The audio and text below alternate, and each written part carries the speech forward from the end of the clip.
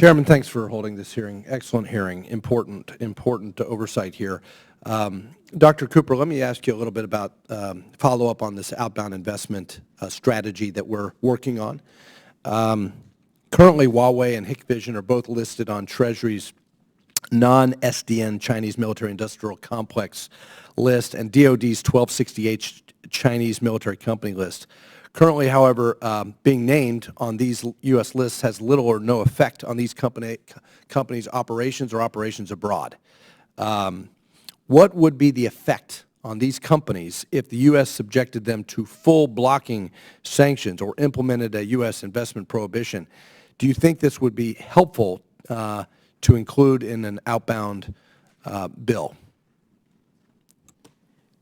I think it would be effectively impossible for them to operate if they were not able to access Chinese banks.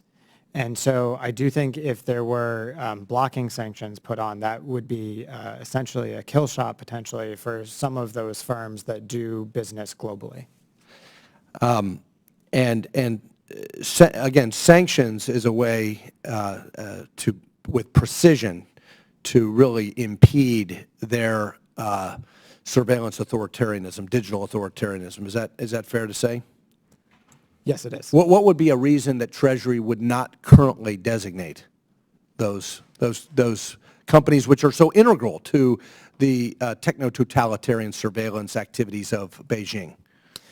Well, the bottom line is that the Treasury Department has not used sanctions as a tool against China for, frankly, most of the last 2 decades. I was in the White House doing sanctions work about 20 years ago, and Treasury didn't want to use those tools then. And in general, I think the Treasury Department has been hesitant to use them now.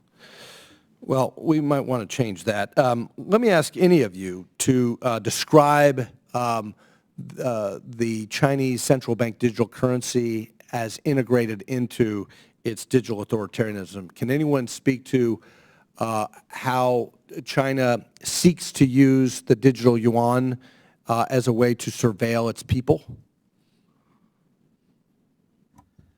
I can say in a very broader sense, currently that initiative is not taking a full scale as the Chinese government wanted to be. However, for those already being experimented in different cities and the different sectors of societies, it is absolutely true that if you use the Chinese digital yuan, then the state has, the bank potentially track every financial activities you do. Yeah, you have zero privacy under that system. Well, this is why the United States should not adopt a central bank digital currency, right? Because if we don't want to counter China by becoming more like China. And we are hearing reports from within China that the plan is to pull all the physical currency out, have a digital central bank digital currency, have the central government of China and the CCP monitor financial activities, and then if they control that, then they can shut down the people's capabilities of how they spend their money, or even take some of their own funds away from them. In a way, they're already doing that through the help of Chinese tech companies using those online payment systems. Those kind of shutdown, blocking account, taking as a form of punishment, it's already happening in the Chinese financial. But if the central Chinese digital yuan does that, that would give much more power, which is a terrifying future. It is a terrifying future.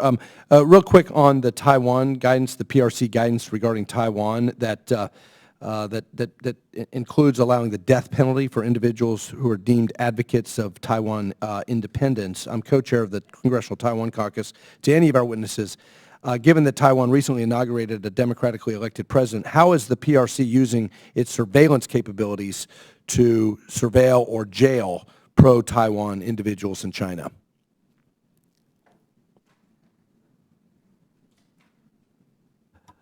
This raised another very important question, which is the PRC state extended their ability, not only surveillance, but cyber attack, way beyond of PRC borders. that whether you're Taiwan independence or other activists or political figures or even any other sector, if the Chinese state targeted you, their espionage and particularly the cyber attack leaves no space that as a state power. Therefore, it's not just the citizen of Taiwan needs to watch what they do, their activities around the world, but anyone who, if the PRC identified as their enemy. So that caused United States and any sovereign states to give a strong measure to protect their own citizens and to counter that kind of beyond of PRC border attack. Thank you. I yield.